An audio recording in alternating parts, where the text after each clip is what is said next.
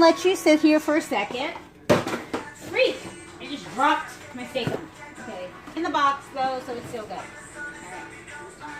Alright. So now what I like to do is we need brown gravy because you kind of want to make a sauce like with you want to make a sauce basically. In like before we do this, we're gonna make a sauce like in a cup. If I can find a cup, I cannot find a cup. So we use this bowl to make our sauce. Alright. We put the brown gravy packet in. It says 1 cup of water. We already used our cup thing for that. Looks like our rice is kind of toning down, so we're going to go ahead and put that on low. Alright guys. Remember guys, bowl time is 7 o'clock. And the crazy thing is, like, I don't even eat with him because 7 o'clock is like past the time. Like, it's just too early for me to eat, guys. And you're probably like, this is YouTube. You're not on the camera. Okay, it was like only a minute, so don't get changed in the bunch. Alright. By the way, if you're wondering what I have on my head, it's a turban. A little gold turban I got from the head store. I currently just took my braids down, and I'm not really about like, yeah, natural hair is cool, but you're not seeing my hair right now. I'm just, that's not happening, okay guys? So I like to pour all the water in my gravy because I'm really obsessed about like getting all the lumps out. And I find out this is the easiest way to get all the lumps out. Is just whisk it with enough water like it's supposed to be. When you're sitting there and trying to like make the paste and then dilute the paste, sometimes I pour too much water. So I just whisk it a little bit. We'll pour it all in there, shake it around a little bit. Your favorite martini. And then, see, that's our brown gravy pack. We're going to put our steak mix back on. And then we're just going to pour our brown gravy mix over that. Okay, guys? Alright. So now we have to let that heat up. Alright, because obviously gravy needs to cook so that it works. So it's just going to cook down a little bit. And then, well, growing up, pepper steak was always like a comfort food for me. Because it's really just like a nice gravy, a meat gravy with some peppers in it over rice. You know, nothing too hard to make, like it's handed down to me from one single mom to the next.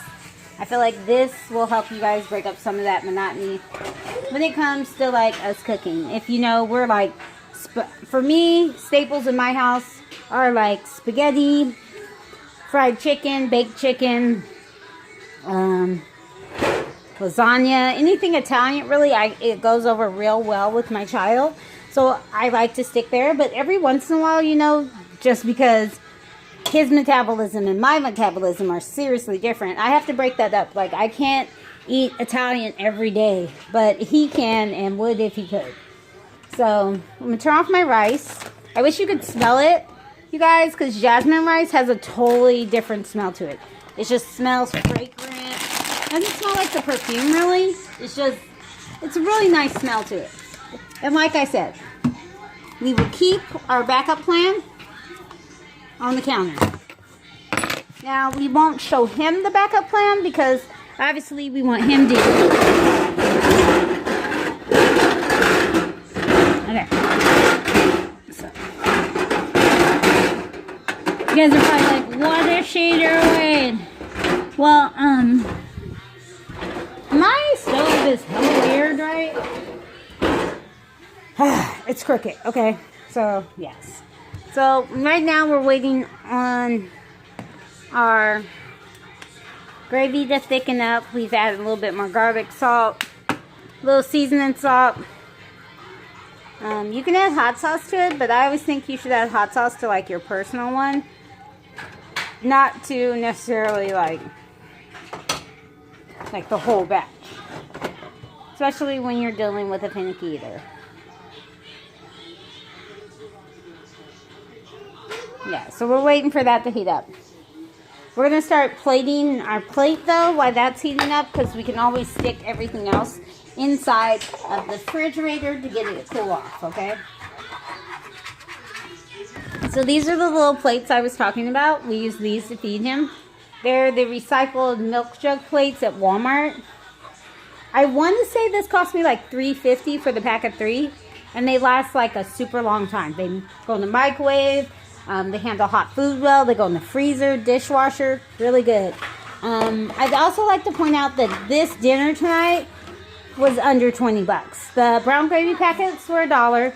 All my bell peppers were 89 cents each.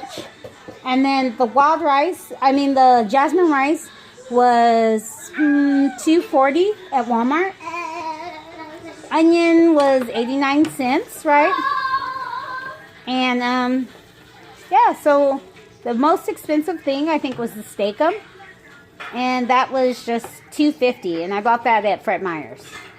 All right, if you don't have a Fred Meyer's, then like a Kroger or like anything really will do. I found Steak-umm at Winco. I just can't guarantee the price for you. Walmart also has Steak-umm, but you have to be careful because Walmart likes to put like weird things like Steak-umm and stuff only in bulk. And even though I like Steak-umm, I don't want like 48, like a huge box. I only think it was like 60 pieces of Steak-umm. I was like, that's too much, you know. For this recipe here, I only used about 6 sheets of Steak-umm and broke them up. I probably could have used way less. But my kid's like a really big meat eater. So he may eat this. I'm not really sure. I'm hoping he does. Smells really good. Okay, so we're going to go ahead and take it off the ice because we don't fully want it. Okay, we don't fully want it to solidify. All right. So, if you didn't know, I just dropped my spoon on the floor. If the Steak-umm gravy is a little too thick for you, you can add a little water, and that'll take care of any thickness or anything like that. In my house, thick meat sauces go over really well because my son can eat them by themselves if he chooses. Okay? Well, I will message you guys after that little guy goes to bed.